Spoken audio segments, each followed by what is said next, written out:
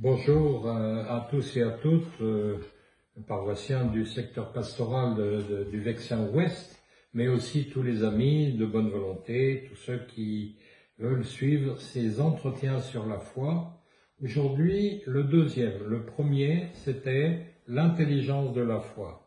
Deuxième entretien, la foi dans l'histoire d'un peuple, où je vais parler en particulier de la Bible et de l'Église, la foi dans l'histoire d'un peuple.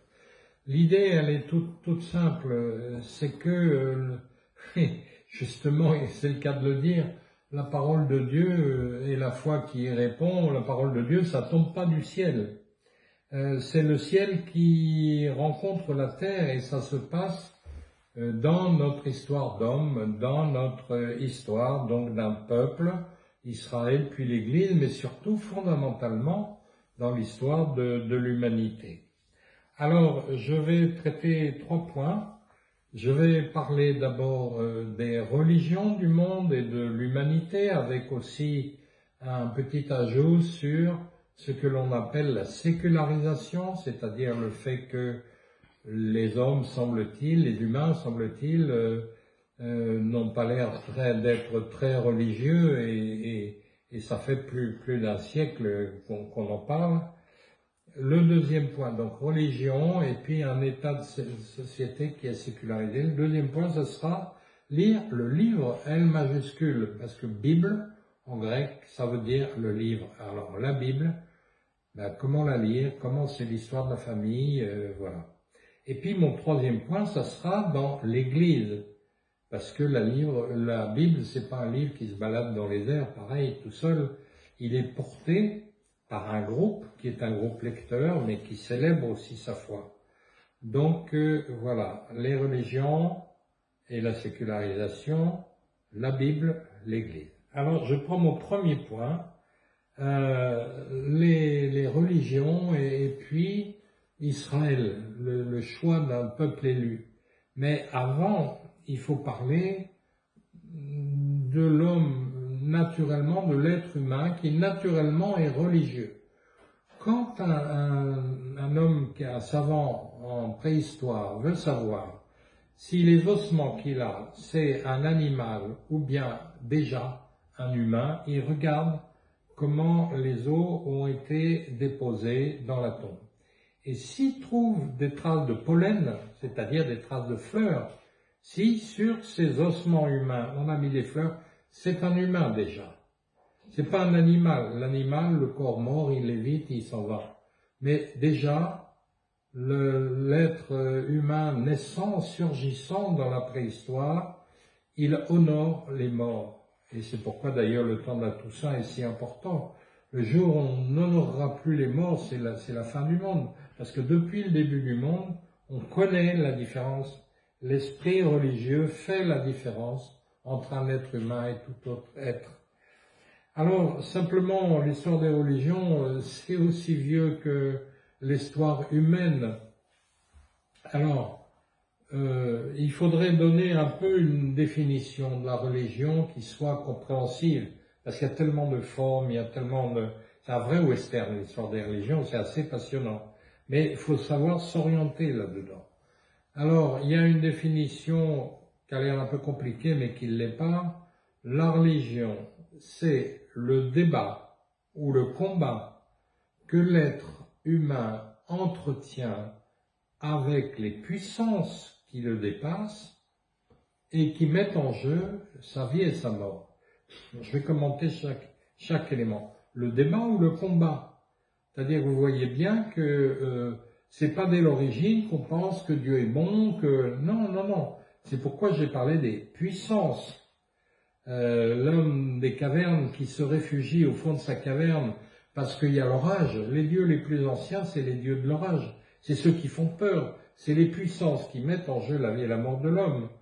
Donc le problème dans les religions premières, c'est de savoir si la puissance qui nous concerne, elle nous veut du bien ou elle nous veut du mal. Mais c'est pas dit d'office. Sinon, on perd de vue l'avancée incroyable que c'est quand dans les peuples de l'Orient ancien, mais surtout Israël, Dieu apparaît comme le Père, Dieu apparaît comme bon.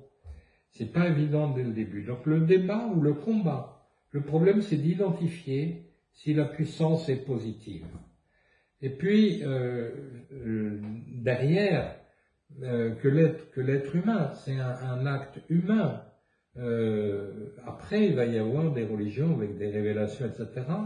Mais c'est un débat que l'homme, dans la dimension spirituelle qui est la sienne, entretient avec les puissances qui le dépassent et qui mettent en jeu sa vie et sa mort. La religion, c'est une question de vie ou de mort.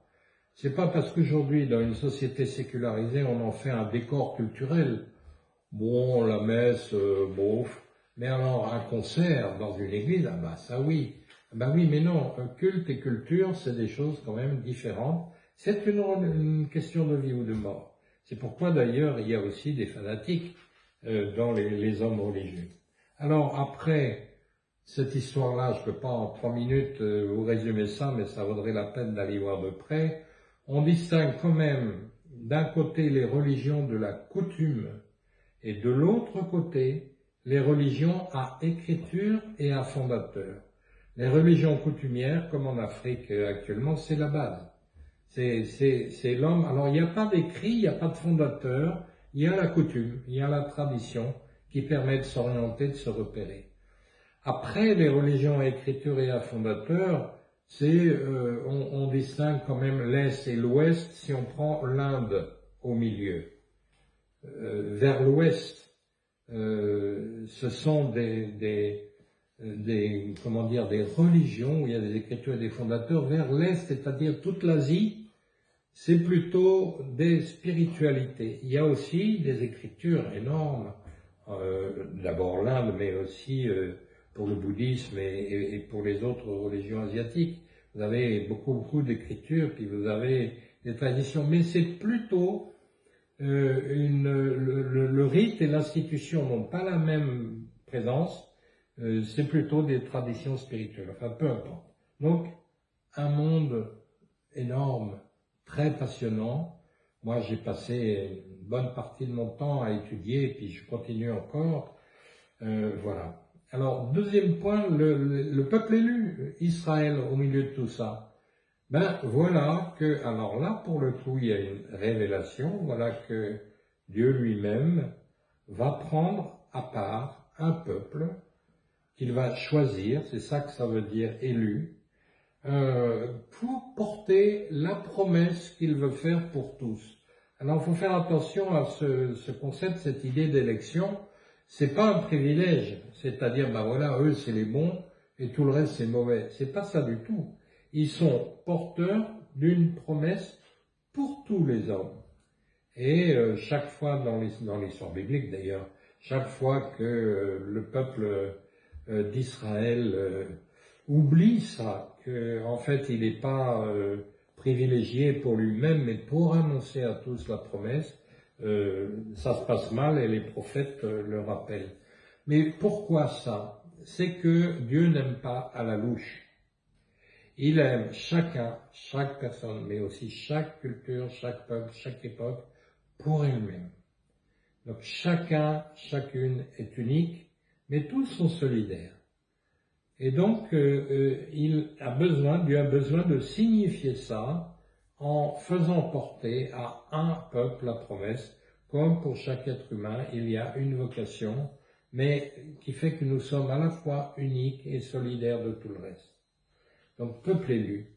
Alors, ça va être la Bible, mais on va raconter ça tout de suite après. J'ai un dernier élément à dire dans ce premier point, c'est ce qu'on appelle la sécularisation. Sécularisation, c'est ce qui nous arrive aujourd'hui. C'est un phénomène qui est situé et daté. Situé et daté. Ça commence en Occident, essentiellement autour de la Renaissance, mais surtout après les Lumières. Alors, on appelle la sécularisation un état de société où les grandes médiations, je pense à la politique, je pense à la science et par exemple la médecine, je pense évidemment à tout ce qui est technologie. Bon, par méthode, toutes ces médiations ne ne font pas entrer Dieu dans le jeu.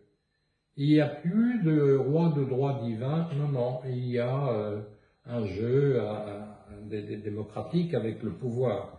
Et quand on fait venir un médecin, on ne lui demande pas de nous donner des gris-gris, on lui demande de faire une analyse objective d'une situation, on ne fait pas intervenir Dieu. Si on veut prier, évidemment, mais c'est une autre opération que le diagnostic. De la même manière, la technologie, par méthode, elle n'utilise pas Dieu comme ingrédient. Il n'y a pas une manière chrétienne ou musulmane de congeler les surgelés ou d'opérer l'envoi d'une fusée sur la Lune. Bon. Donc vous voyez, par méthode, les grandes médiations régulatrices, la science et la politique, n'ont pas besoin de Dieu, mais par méthode. Et alors on a un état de société où finalement, Dieu n'est plus appelé pour ces choses-là et on ne voit pas à quoi il sert. Mais il ne sert pas, il renvoie à notre conscience et pas à notre science. Dieu, c'est pas parce qu'il nous a donné la raison et des mains pour construire un monde et qu'il devienne du coup autonome qu'il faut oublier la source. Et donc, voilà, ce qu'il faut réaliser, c'est que c'est un problème de société, c'est pas un problème de l'Église. C'est l'Église qui rencontre cet état de la société, et il y a des facteurs situés et datés,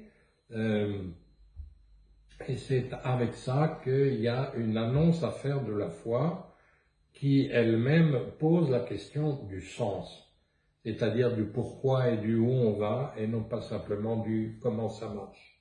Voilà. Alors, deuxième partie de ce que je veux vous dire très brièvement, en essayant de simplifier, mais d'être le moins simpliste possible, la Bible, le livre, puisque c'est ça que le mot veut dire. Alors, c'est assez simple. La Bible, c'est l'histoire de la famille, c'est-à-dire l'histoire essentiellement du peuple de Dieu ancien, celui de l'Israël ancien, et adoptée, cette histoire de la famille, adoptée par l'Église, à quoi on ajoute un Nouveau Testament. Il y a l'Ancien et le Premier et l'Ancien Testament. Le Premier Testament, c'est la Bible juive. Le Nouveau, c'est un ensemble de récits brefs et de textes divers, mais très brefs, sur une période brève, qui tous et toutes là, tous ces éléments, essaient de montrer que la promesse qu'il y a dans l'Ancien Testament, elle s'accomplit avec le Christ. Voilà, et on articule les deux, mais ça n'a pas la même ampleur. La rédaction de la Bible, ça s'étend sur plus d'un millénaire, les morceaux qu'on met. Tandis que la période de rédaction du Nouveau Testament, c'est 70 ans, et d'ailleurs la taille du livre est pas la même du tout. Alors, donc la bibliothèque d'un peuple, c'est une bibliothèque. Ce qui nous joue des tours, c'est que le livre est relié. Alors on croit que tout est pareil. Pas du tout. Il faudrait, moi je rêve d'un éditeur qui éditerait une Bible comme si on montait dans le grenier, on ouvrait la malle avec l'histoire de la famille et qu'on tirait les différents livres. Alors il y a de tout là-dedans. Vous avez le poème de la création, vous avez des chroniques historiques, la succession de David par exemple. Vous avez des chants, par exemple les chants de noces, les cantiques des cantiques, mais aussi des prières chantées que sont les psaumes. Mais vous avez aussi des romans, Esther, Judith. Vous avez tout ce qu'on appelle les genres littéraires. Et donc il ne faut pas se tromper de genre littéraire. Il faut lire la Bible comme elle est écrite, c'est-à-dire en connaissant l'histoire de la famille, pour pas répéter des textes comme ça qui seraient tirés de leur contexte, sans leur contexte, qui permet de les comprendre. Alors, c'est la seule chose. Il y a plein de lectures, manières de lire différentes de la Bible, mais la seule qui marche pas, parce qu'elle correspond pas à la structure du livre, c'est ce qu'on appelle le fondamentalisme, c'est-à-dire prendre le texte à la lettre. Et voilà. Et alors, par exemple, le gag qu'on raconte toujours, c'est le gars, il croit qu'il y a un verset qui va lui donner le sens pour la journée. Alors, il ouvre et puis il lit. Alors, Judas sortit se pendre. Alors là, il est bien embêté quand même, parce que on a sorti le verset de son contexte. Qu'est-ce que vous voulez qu'il dise? Alors, le gars, il rouvre la Bible et il tombe sur un autre verset. Alors, Jésus lui dit, va et repens-toi. Alors là, c'est fini. On a compris complètement qu'on ne peut pas lire la Bible comme ça. Donc, toujours comprendre les textes selon leur genre littéraire et dans leur contexte. Pour ça d'ailleurs que les prêtres passent 4 ans, 5 ans, 6 ans à éplucher la Bible, à apprendre à la lire comme l'histoire de la famille. Il faut lire ça comme ça a été écrit. Alors, après, je crois qu'il faut regarder aussi un deuxième élément, à savoir, ça a un rapport à notre temps, la structure même de la Bible. Je parle de l'Ancien Testament ici. J'ai dit, le Nouveau, c'est l'ensemble de livrets ajoutés par les chrétiens pour faire comprendre qu'ils ont vu avec le Christ la promesse s'accomplir, et s'ouvrir à tous les hommes encore. Mais dans la Bible juive, vous avez la loi, les prophètes, puis on a une troisième catégorie, on appelle ça les écrits, Ketuvim, mais c'est le reste, c'est des écrits de sagesse en fait, mais il y a un peu de tout dedans.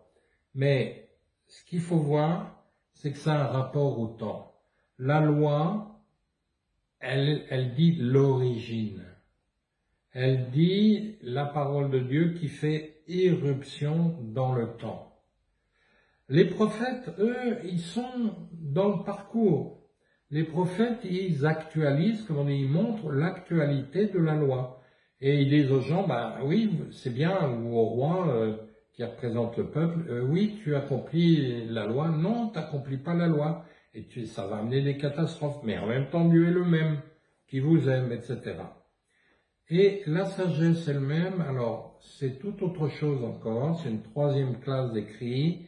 Elle couvre le temps des saisons, de la durée. C'est ce qui dure. Et en même temps, cette sagesse, qu'on lit peut-être moins que les prophètes dans la liturgie, mais c'est dommage, elle est convertie. Elle passe de la sagesse des gens habiles au livre de Job et à la sagesse qui est folie, dit saint Paul, la sagesse de la croix. Donc il faut aussi regarder les choses dans une trajectoire historique. Mais on a la loi, les prophètes, les écrits et la sagesse. Vous voyez, c'est une structure du temps. Ça permet de comprendre en particulier pourquoi la loi n'est pas quelque chose qui surplombe, mais qui ouvre un espace, qui ouvre un horizon. La loi dans le livre, telle qu'elle est racontée, elle est donnée au Sinaï, quand ils sont dans le désert, en Exode, ils ont été libérés, ils marchent vers la terre promise. Faut faire attention, c'est aussi notre histoire. Nous aussi, d'ailleurs, le baptême reprend la symbolique de ça. Nous sommes sortis d'un pays d'esclavage, nous traversons l'eau, l'épreuve de la vie, mais accrochés au Christ, et c'est pour ressusciter et marcher vers la terre promise. Alors, la loi, elle est donnée au Sinaï, mais pour ouvrir un espace, pour faire marcher vers la terre promise. C'est un horizon. C'est un horizon. Autrement dit, c'est très important la loi, mais c'est pas quelque chose qui nous condamne a priori. C'est pas une espèce de principe sublime. Non, c'est l'horizon. C'est ce vers quoi nous allons. Je ne sais pas, moi, la loi de la fidélité en amour, c'est un horizon. Bien sûr que on fait des fautes, qu'il y a des problèmes, etc. Mais l'essentiel, c'est quand on tombe, de se relever bien vite et de continuer à fixer l'horizon ensemble. Alors, une dernière chose que je voudrais dire pour la Bible, mais c'est tellement court, on pourrait y revenir au besoin, mais c'est l'essentielle catégorie dans l'Israël ancien et donc dans l'Église, mais l'essentielle catégorie pour le peuple de Dieu, de la promesse. De la promesse. Dieu fait une promesse et on la porte, on la signifie à tous. On est appelé à la signifier à tous. Alors, c'est la grande affaire dans le peuple juif. Est-ce que la promesse est accomplie? Est-ce que le Messie est venu?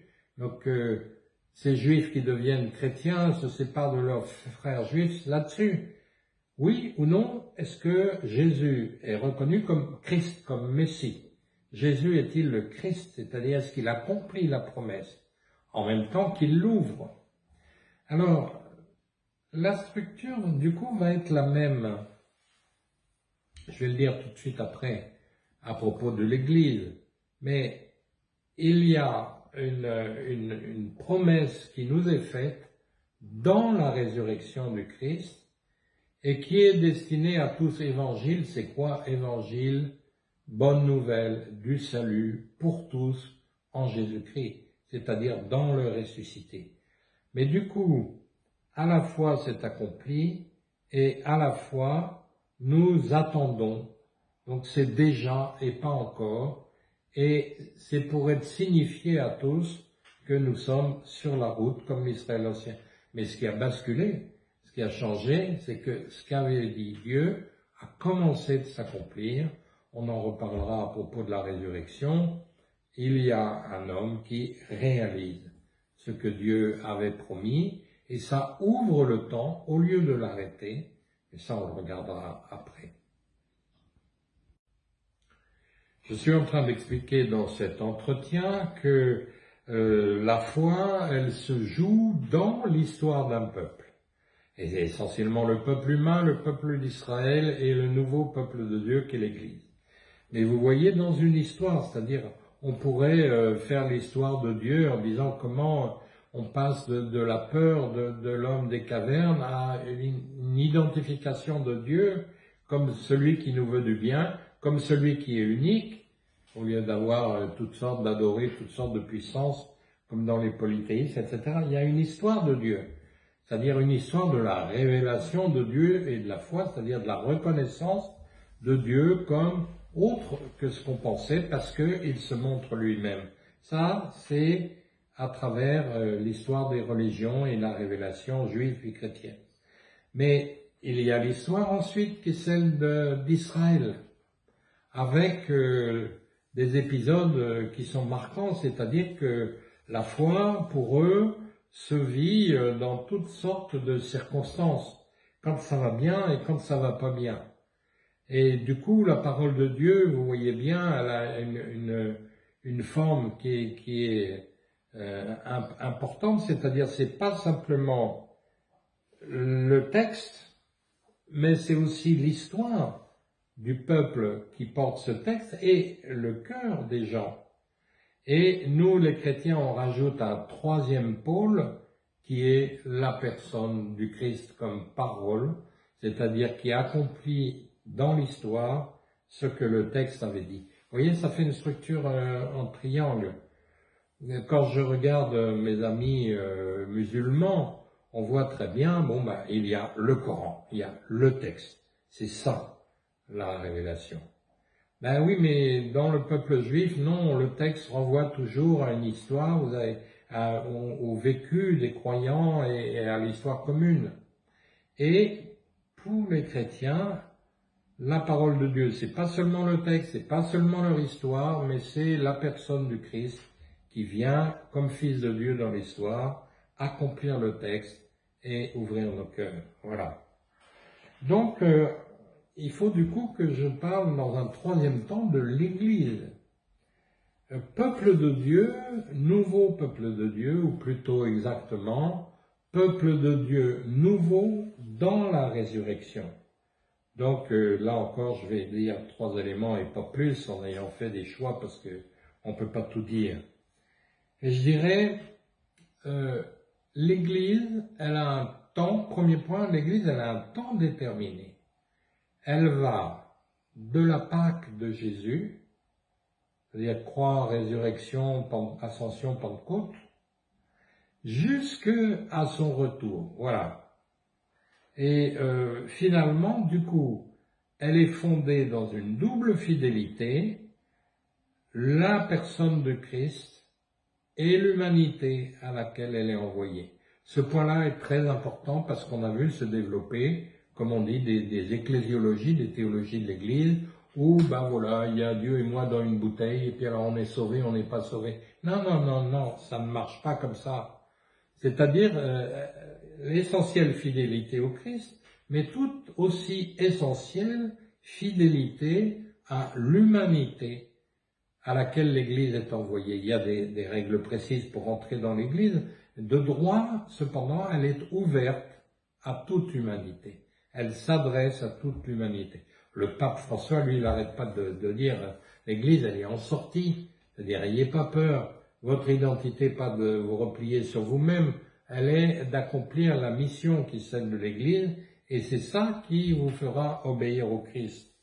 Donc, vous voyez, une Église entre la Pâque du Seigneur et, comme on dit, la parousie, c'est-à-dire son retour, qui est fondée dans une fidélité à l'événement et à la personne du Christ, et en même temps à la mission.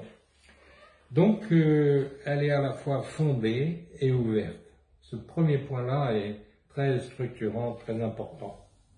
Alors, maintenant, il faut, deuxième point que je dirais pour l'Église, c'est qu'elle a du coup une articulation des temps, c'est-à-dire elle a toute une mémoire, au présent elle a une mission à accomplir, mais du coup son avenir est celui de toute l'humanité. Je voudrais pour dire ça parler de Marie.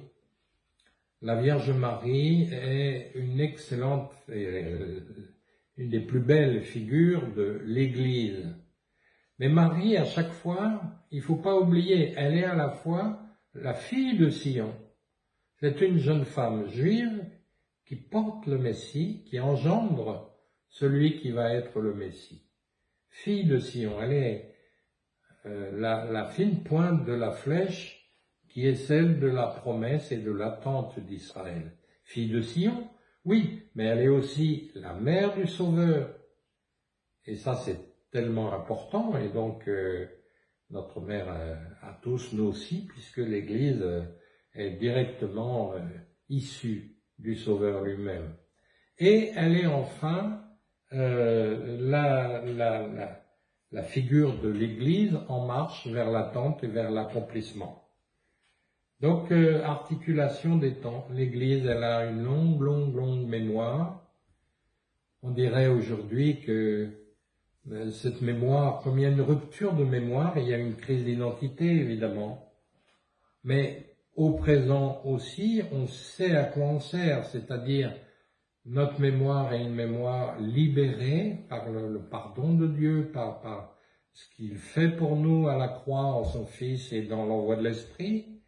Et puis, en même temps il y a une mémoire qui est libérée, un présent qui n'est pas laissé à lui tout seul, mais où Dieu est présent tout au long de la route, le Christ qui dit « Je serai avec vous tous les jours jusqu'à la fin du monde », mais aussi l'avenir est ouvert.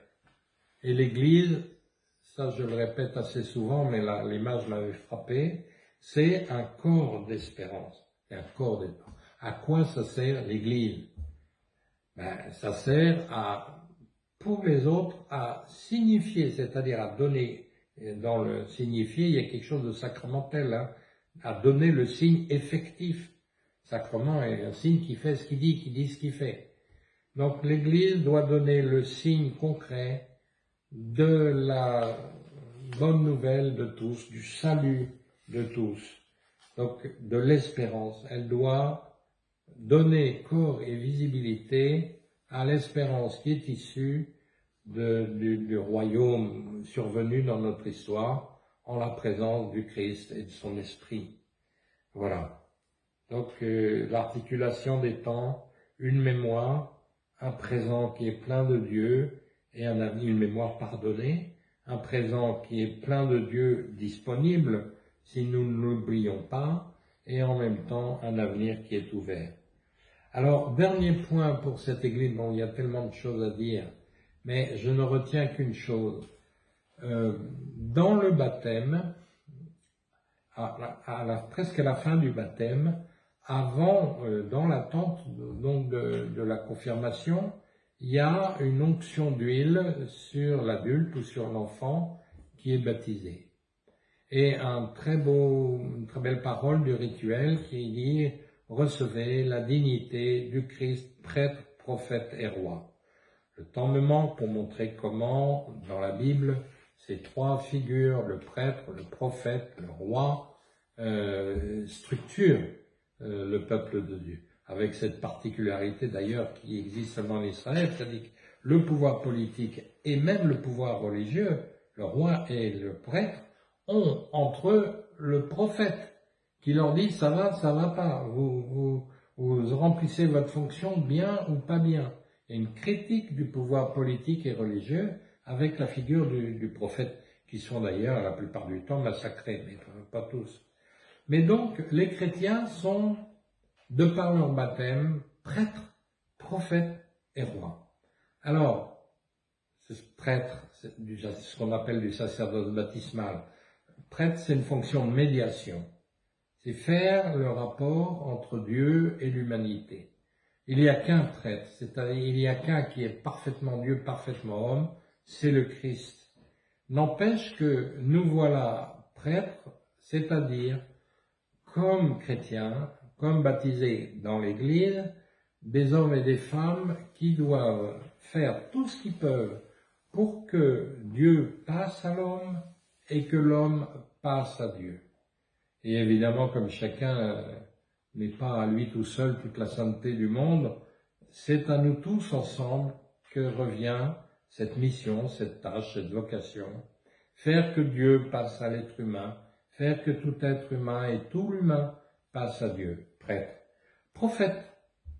Prophète, c'est porter la parole de Dieu et savoir discerner dans les temps, à chaque moment, ce qui est ouverture vers l'avenir promis.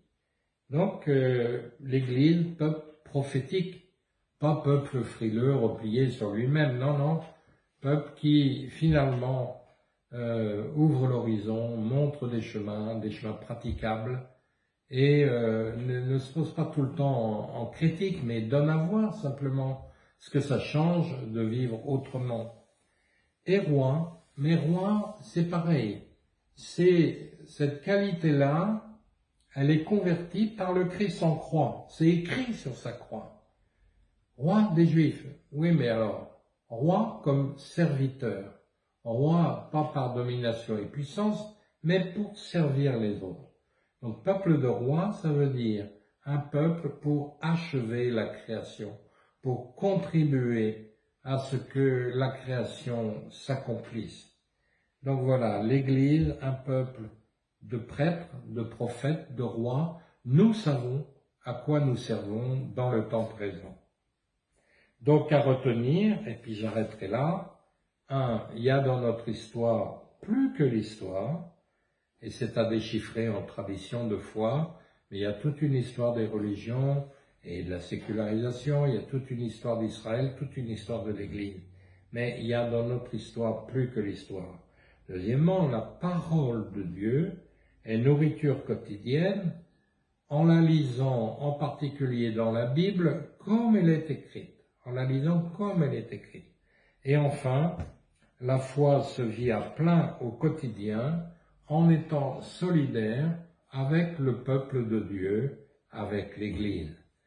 Un jour, on demandait au cardinal Mercier, Monsieur le cardinal, est-ce que la messe est toujours obligée? Est-ce que c'est une obligation? Et le vieux malin cardinal Marty qui répond, eh bien, ce n'est pas une obligation, c'est une obligation si vous voulez, mais c'est d'abord une nécessité. Alors, c'était malin de dire ça parce que ça veut dire, on en a besoin. Donc notre foi, elle ne peut pas être solitaire, elle se nourrit de tous ces liens avec un peuple et une histoire. Voilà.